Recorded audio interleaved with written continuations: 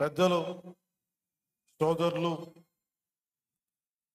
శ్రీ జిల్లా ఇన్ఛార్జ్ మంత్రి శ్రీ ఆనం రామనారాయణ రెడ్డి గారికి, గౌరవ దేవాదాయ శాఖ మంత్రి వారికి నా హృదయపూర్వక నమస్కారం. ఇందాక వారు చెప్పినట్టుగా నేను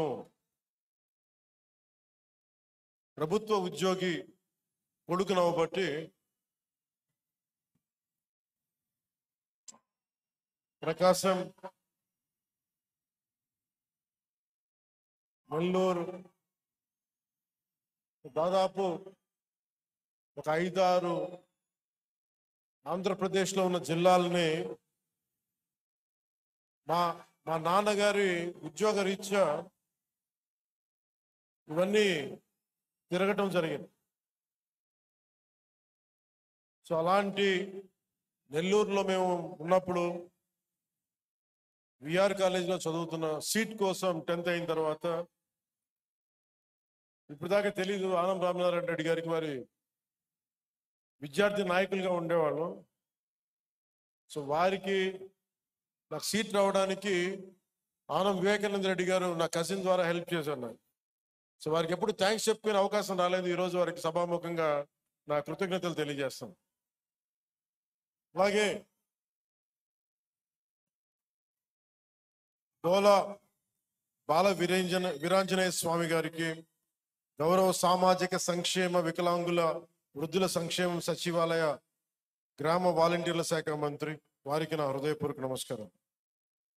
అలాగే వేదిక పైన ఆశీనులైన పార్లమెంట్ సభ్యులు శ్రీ మాగంటి శ్రీనివాసులు రెడ్డి గారు, వీరికి ప్రత్యేకించి మాగుంట కుటుంబీకులతోటి నా చిన్నప్పటి నుంచి చాలా ప్రత్యేకమైన బంధం ఉంది.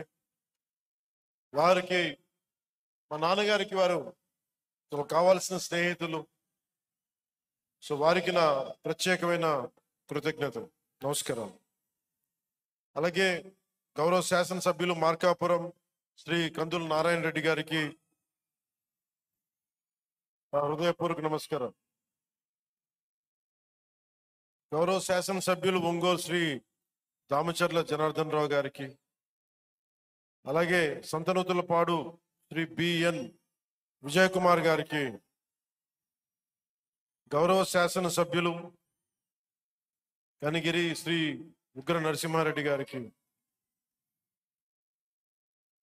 గౌరవ శాసనసభ్యులు గిద్దలూరు ముత్తుముల అశోక్ రెడ్డి గారికి, శ్రీ నూకసాని బాలాజీ గారికి, చైర్మన్ ఏపీ పర్యాటక అభివృద్ధి సంస్థ, అలాగే శ్రీ మారెడ్డి శ్రీనివాస్ రెడ్డి గారికి, చైర్మన్ వ్యవసాయ మిషన్, అలాగే సెంట్రల్ యూనివర్సిటీ, హైదరాబాద్ సెంట్రల్ యూనివర్సిటీలో విద్యార్థి నాయకుడిగా పోరాటాలు చేసి జనసేన నాయకుడిగా గుర్తింపు, సెక్రటరీగా, ప్రధాన కార్యదర్శిగా ఉండి శ్రీ చైర్మన్ మాల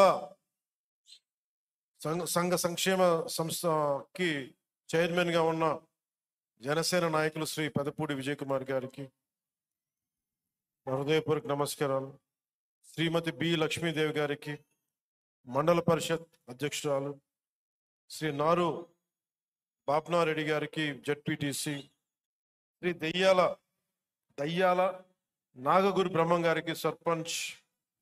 అలాగే ఈ జేజేఎం జరుగుతుంది, దీన్ని ముందుకి బలంగా తీసుకెళ్లిన ప్రిన్సిపల్ సెక్రటరీ పంచాయతీరాజ్ అండ్ గ్రామీణాభివృద్ధి శాఖ శ్రీ శశిభూషణ్ గారికి, అలాగే జిల్లా కలెక్టర్, జిల్లా మ్యాజిస్ట్రేట్ ప్రకాశం జిల్లా గోపాలకృష్ణ రోనంకి గారికి, శ్రీ విఆర్ దామోదర్ గారికి, గౌరవ జిల్లా పోలీస్ అధికారి, సూపరింటెండెంట్ ఆఫ్ పోలీస్, అలాగే శ్రీమతి పి గాయత్రీదేవి గారికి, ఇంజనీరింగ్ చీఫ్ గ్రామీణ తాగునీటి సరఫరా, శ్రీ డి హరేరాం నాయక్ గారికి, చీఫ్ ఇంజనీర్ గ్రామీణ తాగునీటి సరఫరా, అలాగే కృష్ణతేజ గారికి, కమిషనర్ పంచాయతీరాజ్ గ్రామీణాభివృద్ధి, వెంకటకృష్ణ గారికి, ఓఎస్డి. ప్రత్యేకించి మీ అందరికీ నా హృదయపూర్వక నమస్కారాలు, హృదయపూర్వక ధన్యవాదాలు.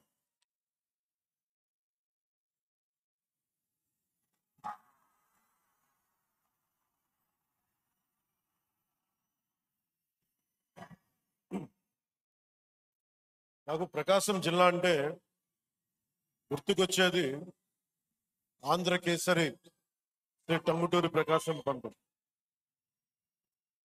ధైర్యం లేని సమాజంలో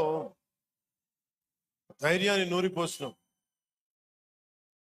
సైమన్ కమిషన్కి ఆ రోజున ఎదురొడ్డి నిలిచి కాల్చుకోండి అని చొక్కా తీసి ఛాతీని చూపించిన ధైర్యవంతుడు, మొట్టమొదటి రాష్ట్ర తొలి ముఖ్యమంత్రి. వారికి అలాంటి నేల ఇది.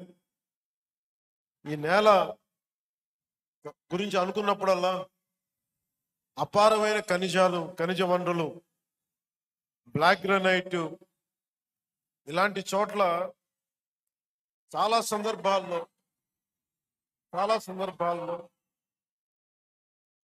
ముఖ్యంగా ఇక్కడున్న యువత, ఈ రోజు నేను వచ్చిన సందర్భం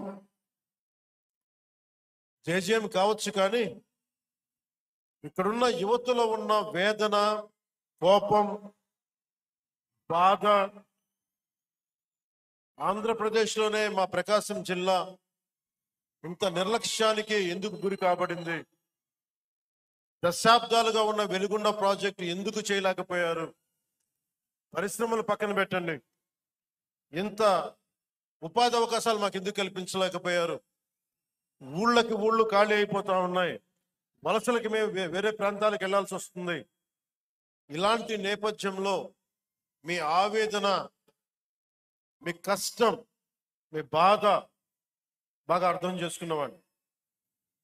ఇక్కడ ఉన్నది నేను ఒంగోలు జిల్లాలో ఒక 2 సంవత్సరాలు ఉన్నాను. ఒంగోలు టౌన్లో ఒక 6 నెలలు కనిగిరిలో ఉన్నాం. అప్పటి నుంచి ఇప్పటికి కూడా కేవలం నీటి సమస్య, తాగునీటి సమస్య.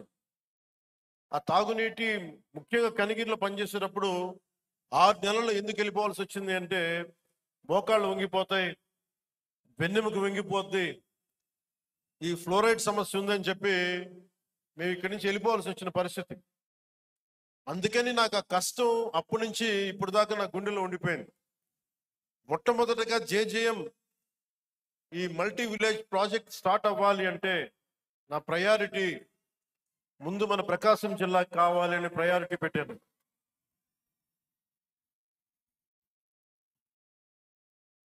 అలాగే మీకు గత ప్రభుత్వం మీకు ఏం చేసింది, ఎలా ప్రవర్తించారు మీ అందరికీ తెలుసు. మన జిల్లాకు సంబంధించి వెలిగొండ ప్రాజెక్టుకి ఒక 4,000 కోట్ల రూపాయలు కావాలి. దాంట్లో మేజరు ఎవరైతే భూపరిహారానికి కావాలి, వాళ్ళు అప్పులు తీసుకున్నారు. రాష్ట్రం మీద లక్షల కోట్ల అప్పులు తీసుకున్నారు, కానీ మనకు ఒక వెలిగొండ ప్రాజెక్ట్ తేలేకపోయారు. అలాగే గత ప్రభుత్వం జలజీవన్ మిషన్ అనేది దాహం తీర్చేది, గంగమ్మ తల్లి మనకి దాహం తీర్చేది, మన పంట పొలాలకి జీవం పోసేది, పంట పండించి మన ఒంట్లో సత్తువు నింపేది. అలాంటి గంగా సమానమైన నదీ జలాలు ఉండాలి. జలజీవన్ మనకి జలజేయం అనేది ప్రధానమంత్రి గారు చాలా గుండెల్లోకి ఎత్తుకొని భుజాల మీదకి ఎత్తుకున్న ఈ స్కీమ్ ఇది. అలాంటి స్కీమ్కి ఈ రోజున మాట్లాడితే గత పాలకులు మళ్ళీ రౌడిజం చేయడానికో, గూండాగర్దీ చేయడానికో,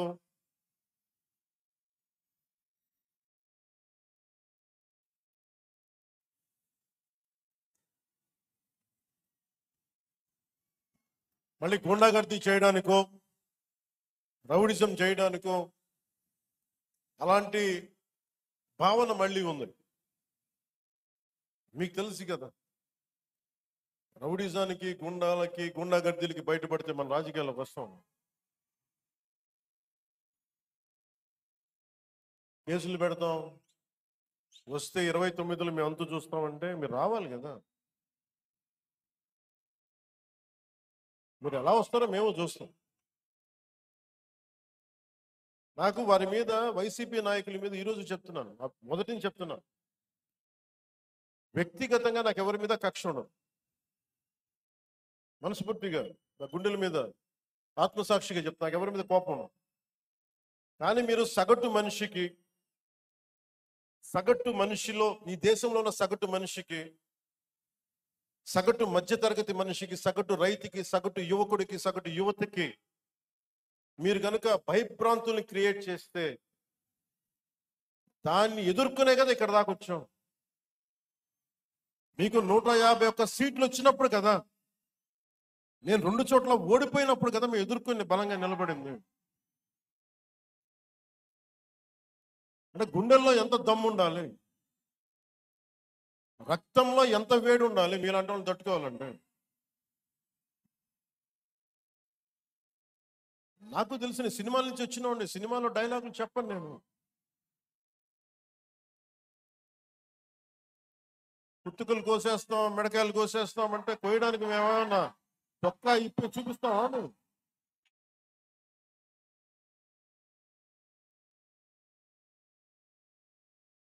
నేను సినిమాలో డైలాగులు చెప్పడానికి కూడా ఇబ్బంది పడతాను. సింహం గడ్డం తీసుకుంది, మేము గడ్డం తీసుకోలేదు. సరదాగా ఉంటాయి మిమ్మల్ని చీరప్ చేయడానికో సరదాగా చేయడానికి. నిజంగా గడ్డం తీసుకుంటే దరిద్రంగా ఉంటుంది. చూడండి, ఆలోచించండి. స్నానం చేయకుండా, మట్టి కొట్టుకుంటా, అంటే ఇవన్నీ ఏంటంటే సినిమాల్లో చెప్పిన డైలాగులు. అవి ఎందుకు చెప్తున్నానంటే సందర్భానుసారంగా చెప్తున్నాను. ఖచ్చితంగా మీరు అద్భుతమైన పాలన చేసి కనుక ఉండుంటే మీరు 11 సీట్లకు వచ్చేవాళ్ళు కాదు. మీరు అంటే ఇది రెలవెంట్ కాబట్టి చెప్తున్నా. ఇది కక్ష తీర్చుకునే ప్రభుత్వం కాదు. ఇది తప్పులు చేస్తే శిక్షించే ప్రభుత్వం ఇది. అలాంటిది అంటే ఇది ఎందుకు చెప్తున్నానంటే మీకు వినండి మళ్ళీ అరవండి. మీ ఉత్సాహాన్ని కాదని మీరు వినండి. అంటే మీరు అరుపులు అరుచుకుంటూ వెళ్ళిపోతున్నారు, వాళ్ళేమో బెదిరిస్తామన్నారు, కోస్తామంటున్నారు. మళ్ళీ మీ ఎర్ర జెండా శక్తి తెలియదు వాళ్ళకి. మీ గుండెల్లో ఉన్న ఆ వేడి రక్తం గురించి తెలియదు వాళ్ళకి. అంటే కడుపు కాలి ఉన్నవాడికి కష్టపడి పనిచేద్దాం అనుకున్నా మళ్ళీ తిరిగి కోపం తెప్పించుకోండి. పని చేసుకుని తల ఉంచుకొని పని చేసుకుంటూ వెళ్ళిపోతున్నాం. నిజంగా 11 సీట్లు వచ్చిన ఆ పార్టీగా మేము గౌరవిస్తున్నాం. ఈ ప్రభుత్వం గౌరవ ముఖ్యమంత్రి శ్రీ నారా చంద్రబాబు నాయుడు గారి నాయకత్వంలో ఉన్న ఎన్డీఏ కూటమి నడుపుతున్న ఈ ప్రభుత్వంలో తప్పులుంటే ఖచ్చితంగా చెప్పండి. ఖచ్చితంగా చెప్తే మేము సరిదిద్దుకుంటాం, లేదా వివరణ ఇస్తాం. అంతేగాని మేము కుత్తుకులు కోసేస్తాం, రంపాలు తెస్తాం, రంపాలు పెట్టి కుత్తుకులు కోస్తాం అంటే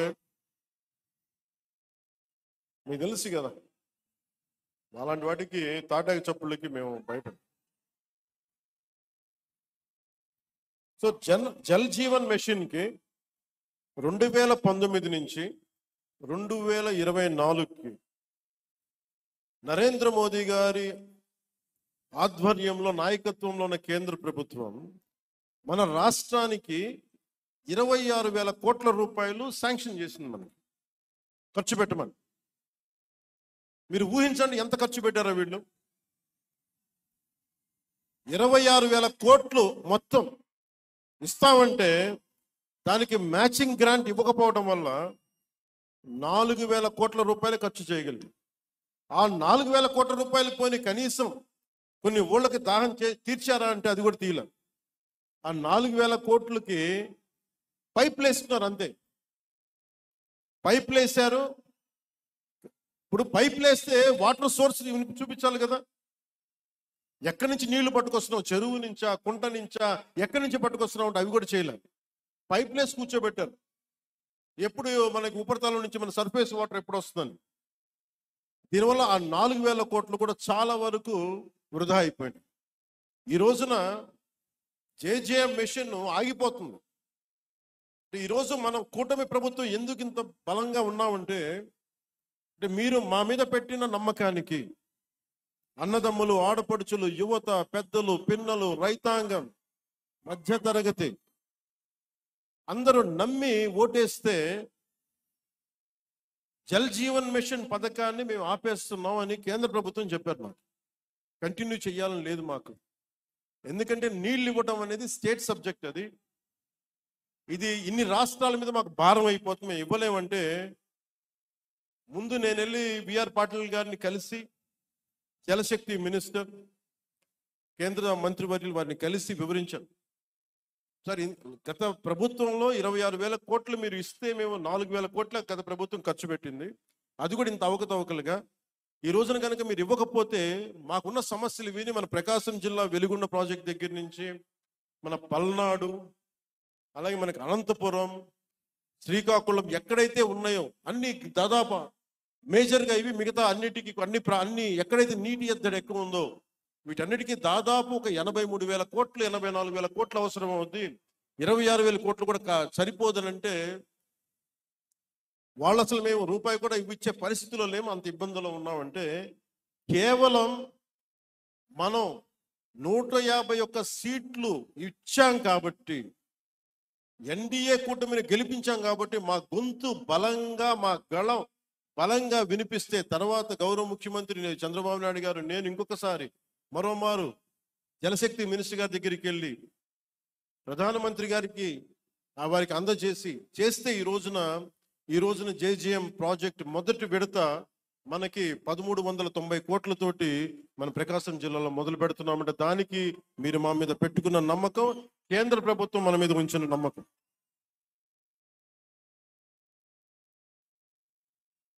ఇక్కడ దీనివల్ల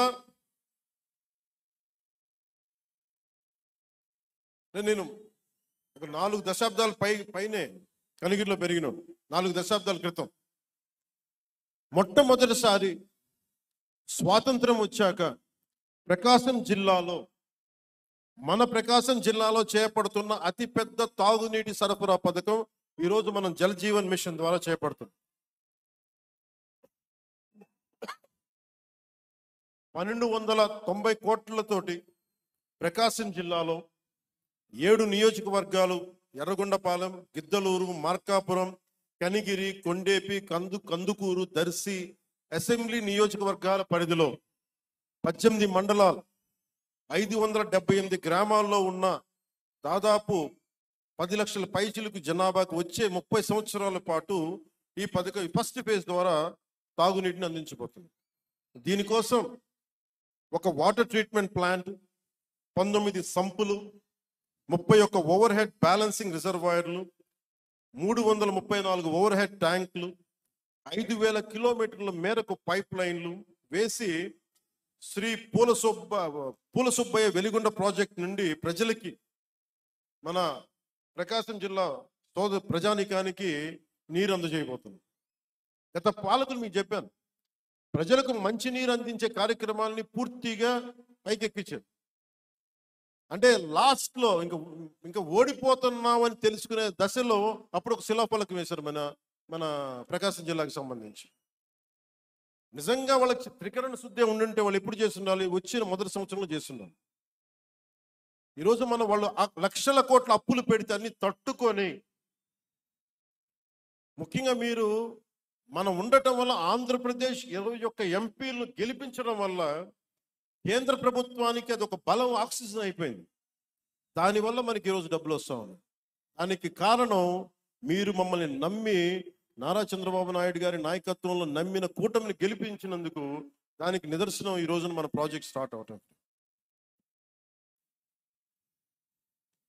గత ప్రభుత్వం 5 సంవత్సరాల ఎలాంటి మంచినీటి పథకం మొదలు పెట్టలేదు. చివరి సంవత్సరం ఇందాక చెప్పినట్టుగా ఎలక్షన్కి ముందు శిలాఫలకాలు వేసి పరిమితమయ్యారు. ఈ రోజు వచ్చి వాళ్ళు రోడ్ల మీదకి వచ్చి మేము కుతుకులు కోస్తాం, ఇవన్నీ చేస్తాం అంటే ప్రజలకు అర్థం కాదా? మనకు అర్థం కాదు. కానీ మన కూటమి ప్రభుత్వం ఏర్పడ్డాక చాలా ప్రణాళికాబద్ధంగా జల్ జీవన్ మిషన్ ప్రాజెక్ట్ని ముందుకు తీసుకెళ్తుంది. అందులో భాగంగా నేను ఒకటే చెప్పాను, శిలాఫలకాలు వేస్తారు అందరూ, ఎప్పుడు ఫినిష్ చేద్దాం అంటే అధికార యంత్రాంగం, ఉన్నతాధికార యంత్రాంగం కానీ కాంట్రాక్టర్స్ కానీ అందరూ ఒకటి ఇచ్చారు, సకాలంలో గనుక మన నిధులు కనుక వచ్చేస్తే 18 నెలల నుంచి 20 నెలల్లో ఈ ప్రాజెక్ట్ని పూర్తి చేస్తాం. ఇది నేను ప్రత్యేకించి నేను ఈ పథకాన్ని నేను పర్యవేక్షిస్తాను.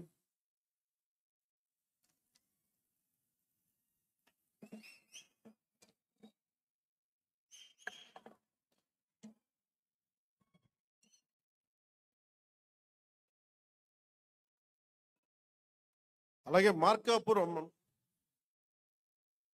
లక్ష్మీ చెన్నకేశవ స్వామి ఆలయం భూములు మంచి గొడవ ఉందా? మన దేవాదాయ శాఖ మంత్రి గారు ఉన్నారు ఇక్కడే, వారి దృష్టిలో కూడా పెడుతున్నాను. అంటే ఆలయం భూములు అనగానే భగవంతుడి భూములు కదా దోచేద్దామని అందరికీ తేలిగ్గా ఉండదు. తరతరాలు లేచిపోతాయి, జాగ్రత్త.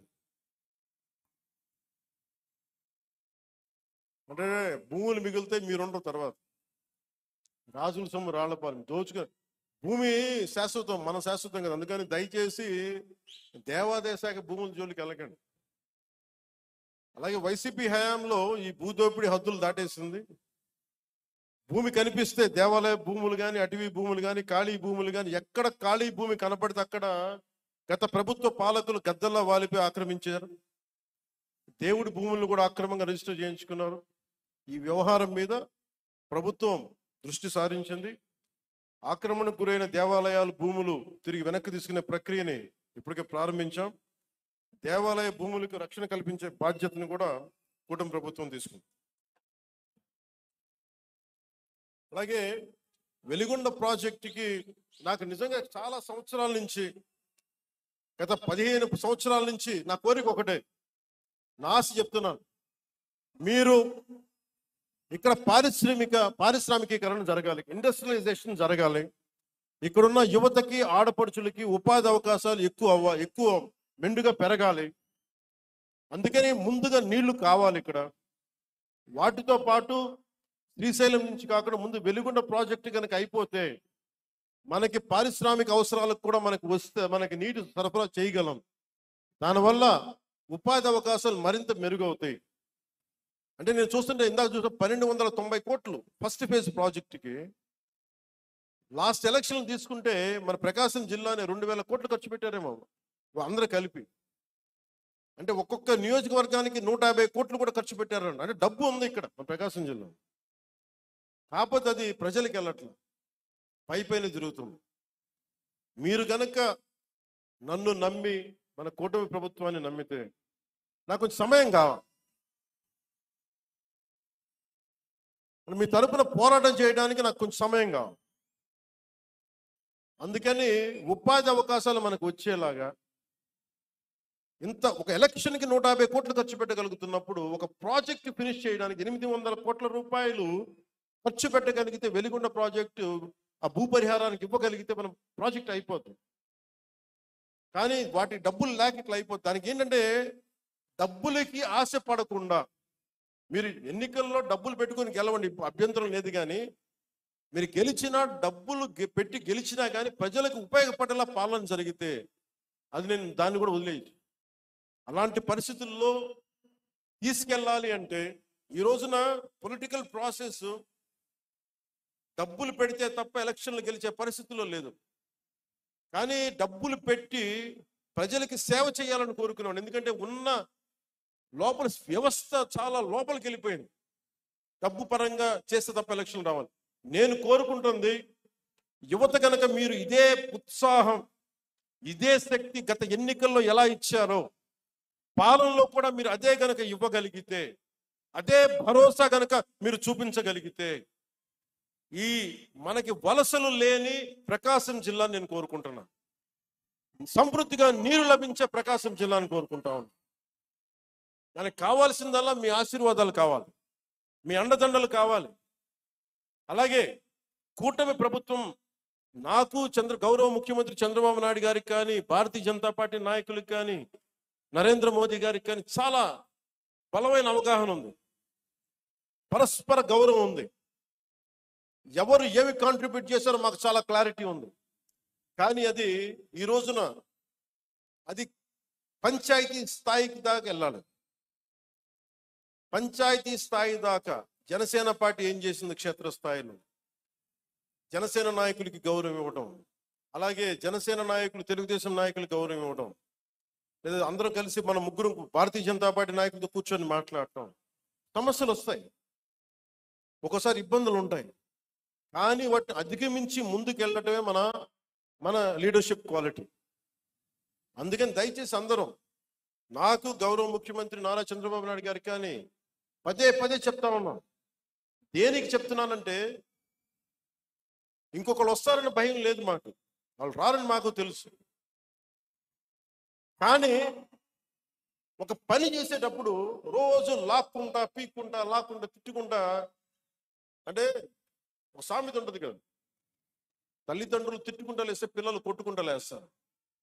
అలాగా నాయకులు ఎప్పుడు పరస్పరం తిట్టుకుంటా ఒకళ్ళు పొడుచుకుంటా ఉంటే, వేదిక పైన నాయకులకు కానీ రాష్ట్ర స్థాయిలో ఉన్న నాయకులందరికీ కూడా మా అందరి బాధ్యత, మీరు మా మీద భరోసా పెట్టారు. మీరు లేకపోతే 151 సీట్స్ అవుట్ ఆఫ్ 175 ఎలా వస్తాయి?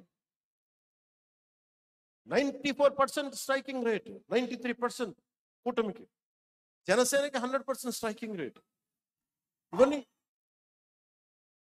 ఇవన్నీ ఎందుకు ఇచ్చారు? నేను పదే పదే సభలు ఇదే చెప్తున్నాను, కూటమికి కూడా ఇదే చెప్తున్నాను, కూటమి నాయకులందరికీ కూడా. దయచేసి దీన్ని ఒకళ్ళు ఎక్కువ ఒకళ్ళు తక్కువ కాదు, అందరం చాలా అవసరం, ఒకళ్ళకొకళ్ళు అందరం చాలా అవసరం. నేను గతంలో కూడా చెప్పాను, గౌరవ ముఖ్యమంత్రి గారిని లాస్ట్ టైము గత ప్రభుత్వం ఆయన జైలు పాలు చేసినప్పుడు కొద్దిమంది జనసేన పార్టీకి సంబంధించిన మద్దతుదారులు ఏదో మాట్లాడితే, తెలుగుదేశం పార్టీని దయచేసి అలా బలహీనంగా చూడకుండా, చాలా బలమైన పార్టీ, దాన్ని గొడవ పెట్టకండి అంత అలా ఇంత నేను గౌరవించాను. అంటే మీకు అడ్వర్సిటీ రివీల్స్ ట్రూ క్యారెక్టర్ అంటాం. ప్రతికూలత పరిస్థితుల్లో మీరేంటి, ప్రతికూల పరిస్థితుల్లో నీ సత్తా ఏంటి, అది కదా. అంటే కష్టాలు ఉన్నప్పుడు నేను ఏం చెప్తున్నానంటే, మేము ఏ రోజు కూడా ఏ పార్టీని తగ్గించలేదు, తెలుగుదేశాన్ని ఏ రోజు తగ్గించలేదు. భారతీయ జనతా పార్టీ నాయకత్వం లేకపోతే, అండదండ లేకపోతే ఈరోజు జేజేఎం రాదు. ఈ రోజున తెలుగుదేశం పార్టీ లేకపోతే, నా గౌరవ ముఖ్యమంత్రి గారు లేకపోతే ఈ ఫైనాన్స్ ఇంత ప్రణాళికాబద్ధంగా చేయలేము. నాకు అనుభవం లేదు, నాకు పోరాటం చేసే శక్తి ఉంది. అంటే ఒక పని చెయ్యాలి అంటే ఇన్ని శక్తులు గుమిగూడాలి. అన్ని వేళ్ళు ఒకలా ఉండవు, కానీ ఏ వేలుకి ఈ బొట్టనేలు తీసేస్తే ఏం చేస్తాం, ఏకల వీళ్ళకి ఏం చేయలేము. సో ఎవరు ఎక్కువ ఎవరు తక్కువ లేదు, మొత్తం కలిస్తేనే పిడికిలి. కూటమి అంటే పిడికిలి, దీన్ని గుర్తుపెట్టుకోండి. అంతేగాని కూర్చోబెట్టి పంచాయతీ స్థాయిలో ఉన్న జనసేన నాయకులు కావచ్చు, తెలుగుదేశం నాయకులు కావచ్చు, భారతీయ జనతా పార్టీ నాయకులు కావచ్చు, మద్దతుదారులు కావచ్చు, చిన్న చిన్న ఇబ్బందులు ఉంటే అందరం పరస్పరం మాట్లాడుకొని ముందుకు తీసుకెళ్దాం. మన ఆబ్జెక్టివ్, మన గోల్ ప్రజలకి న్యాయం చేయటం. ముఖ్యంగా ప్రకాశం జిల్లా దగ్గరికి వచ్చినప్పటికీ దాహం తీర్చడం. మనులు మాణిక్యాలు అడగట్లా, గొంతు తడపమని అడుగుతున్నారు. గొంతు ఎండుకుపోతుంది, పశువులకి నీళ్లు పెట్టుకోలేకపోతున్నాం. పశువులకి వచ్చిన కొత్తల్లో మొదటి అసెంబ్లీ సెషన్లో నాకు గౌరవ శాసనసభ్యులు, మన పేరు గుర్తులేదు కానీ నాకు అసెంబ్లీలు ఇచ్చారు.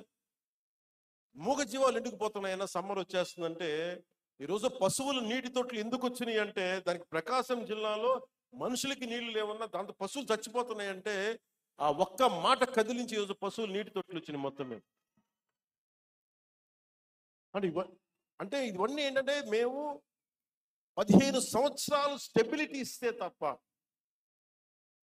ఈరోజు వేసిన మొక్క, ఒక చిన్న మొక్క వృక్షం అవ్వాలంటే 10-15 సంవత్సరాలు పడతాయి. ఒక మామిడి చెట్టు ఈరోజు మొక్క వేస్తుంది రావడానికి 8-10 కనీసం దశాబ్దం పైన తీసుకుంటుంది. అలాంటిది ఈరోజున ఒక పబ్లిక్ పాలసీ చేస్తే, ప్రజలకు ఉపయోగపడే చెయ్యాలి అంటే ఇంత సమయం కావాలి. అందుకే నేను పదే చెప్తా ఉన్నాను, 15 సంవత్సరాలు కలిపి ఉండాలి అని. దయచేసి నన్ను అందరూ కూడా అర్థం చేసుకోండి. నేను ఈరోజు మీకు ప్రకాశం జిల్లా మనకి ఈ సభ సాక్షిగా చెప్తున్నాను, నాకు నా పార్టీ సంక్షేమం కంటే కూడా, కూటమి సంక్షేమం కంటే కూడా నాకు నా ప్రజల సంక్షేమం చాలా చాలా ముఖ్యం, చాలా ముఖ్యం. ఎందుకంటే మాకు అధికారం ఇచ్చింది, మీరు కష్టపడమని ఇచ్చారు, మాకు అధికారం, మీకు నిలబడమని ఇచ్చారు, సమస్యలకి పరిష్కారాలు ఎతకమని ఇచ్చారు. కొట్టుకోమని మీరు ఇవ్వలేదు. ప్రతి ఒక్కరు మేము తెలుసుకోవాలని. అందుకని బయట అధికారం నుంచి వెళ్ళిపోయిన గత ప్రభుత్వ పాలకులు రెచ్చగొట్టాలని చూస్తారు. వాటికి రెచ్చిపోకండి. యువత కూడా దయచేసి ఇదే విన్నవించుకుంటూ, మాకు ఈ అవకాశాన్ని ఇచ్చిన గౌరవ ప్రధానమంత్రి గారికి ప్రత్యేకించి my heartfelt thanks to Honorable PM Sri Narendra Modi ji, Honorable Union Minister for Jal Shakti Sri C.R. Patil ji, and my heartfelt thanks to Honorable Chief Minister Sri Nara Chandrababu Naidu garu. I'm grateful to you all. Sir, మాకు గొంతులు ఎండుకుపోతున్న మాకు కనీసం కనుచూపు మేరలో మాకు దాహం తీర్చే అవకాశం ఉందనేది మొట్టమొదటిసారిగా మాకు స్వాతంత్రం వచ్చిన తర్వాత చిన్న ఆశ కల్పించినందుకు